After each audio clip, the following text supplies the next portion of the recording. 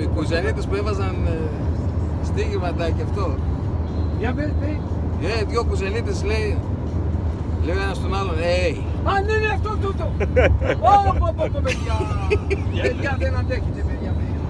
λέει μαλάκα, άμα δεις τι άσχημη γυναίκα έχω, Πώς το λέει, άμα τη δεις, θα πέεις από καταή, θα γριντωθείς, θα τσακίσεις το κεφάλι σου. Και βράχικα μιλάει αυτό.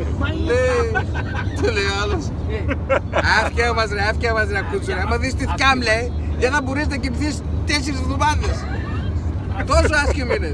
Βρε, άισε να τράζει τι λες, τη θκιά μου να δεις λέει, θα λιποθυμείς. Όχι ρε, η θκιά μου είναι πιο άσχημη, η θκιά μου, βάνουμε στοίχημα. Βάνουμε. Έβαλα στοίχημα. Πάρω στο σπίτι από τον ένα, φωνάζει αυτός. Μαρικα, έβγα όξουμα.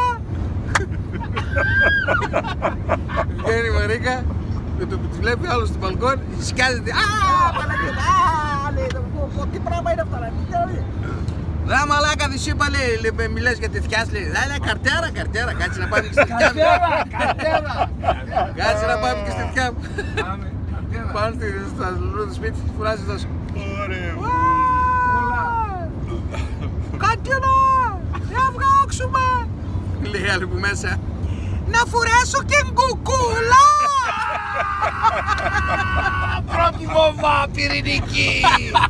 Πυρηνική βόβα έχει άλλη. Λέει και φινάλε δεύτερο. Όχι με τη φοράεις μα, να σε συστήσω θέλω, όχι να σε γαμίσω.